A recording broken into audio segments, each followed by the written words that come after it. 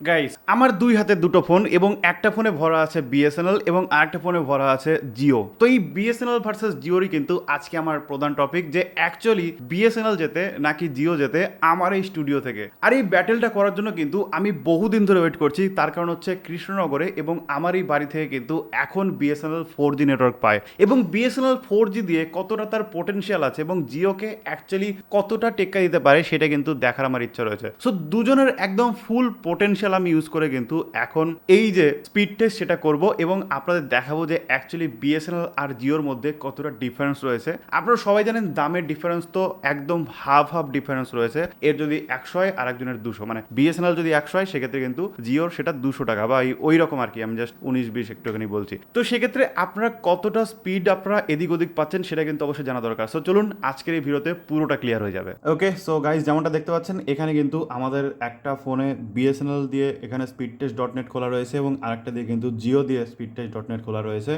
Jio 5G আর BSNL 4G। So আমি আরেকবার refresh করে আপনাদের দেখিয়ে দিই, তাহলে কিন্তু আপনারা আরও বেটার ভিউ সেটা পেয়ে যাবেন। সো আমরা যদি একটু জুম করে দেখাই সেক্ষেত্রে আপনি দেখতেই পাচ্ছেন এটা কিন্তু বিএসএনএল কানেক্ট হয়ে রয়েছে। ওকে, এবং এরা যেখান থেকে নেটটা নিচ্ছে সেটা হচ্ছে স্কাইবার ব্রডব্যান্ড প্রাইভেট লিমিটেড। তো এরা এখান থেকে নিচ্ছে এবং আমরা যদি এটাকে একটু ক্লোজ করে দিই, এটাকে জুম করি, তো আপনারা দেখতে পাবেন যে এখানে কিন্তু জিওর কাছ থেকেই নেটটা নিচ্ছে।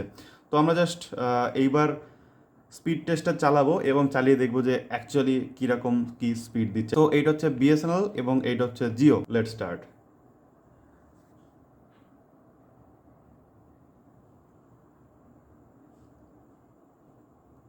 ওকে, সো জিও চলে গেছে এখানে অলমোস্ট 170-71 এমবিপিএসে এবং বিএসএনএল সেখানে কিন্তু 8 এমবিপিএসে রয়েছে।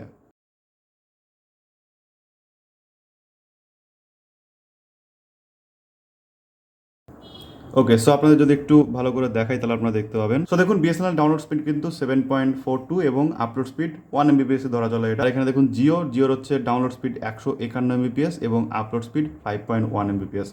সো এইটা হচ্ছে তফাৎ। গাইস, যেমনটা আপনারা দেখতে পারলেন যে বিএসএনএল এর যে ইন্টারনেট স্পিড সেটা কিন্তু অনেক বেশি কিন্তু ইমপ্রুভ হয়ে গেছে এবং যেসব জায়গায় অলরেডি 4G পাচ্ছে সেসব জায়গায় কিন্তু একটা ভালো রকমের কিন্তু আপনি ইন্টারনেট স্পিড ইউজ করতে পারছেন। এবং বলতে গেলে 10 এমবিপিএস বা 12 এমবিপিএস কিন্তু যথেষ্ট হিউজ পরিমাণে হয়। যদিও জিও 5Gর সেখানে 150 এমবিপিএস মানে আকাশচুম্বী। সো জিওকে ধরা এই মুহূর্তে মানে 5Gর ক্ষেত্রে বিএসএনএল এখন অনেক টাইম লাগবে, প্রায় 15 গুণ কিন্তু বেশি বিএসএনএল 4Gর থেকে জিও 4Gর স্পিড। কিন্তু হ্যাঁ, যারা রেগুলার ইউজার, নর্মাল ইউজার, যারা মিডিয়াম ইউজার, তারা যদি যে কোনো জায়গা থেকে 10 এমবিপিএস বা 12 এমবিপিএস এর স্পিড পায় সেক্ষেত্রে কিন্তু এটাও more than enough. 10 Mbps 12 Mbps মানে আপনার হোয়াটসঅ্যাপ, ইনস্টাগ্রাম, ফেসবুক, নর্মাল কাজগুলো, ইউটিউব, এগুলো কিন্তু কোনোভাবেই থামবে না। আপনার হাইয়েস্ট সেটিংয়ে কিন্তু এই কাজগুলো করতে পারবেন। তার জন্য আপনাদের কিন্তু 150 এমবিপিএস এর দরকার পড়বে না। বাট আপনার কাছে যদি বেশি স্পিড আর ইন্টারনেট থাকে সেটা আপনার কাছে মানে ওটা অ্যাডভান্টেজ আর কি। বাট 10-12 এমবিপিএসও কিন্তু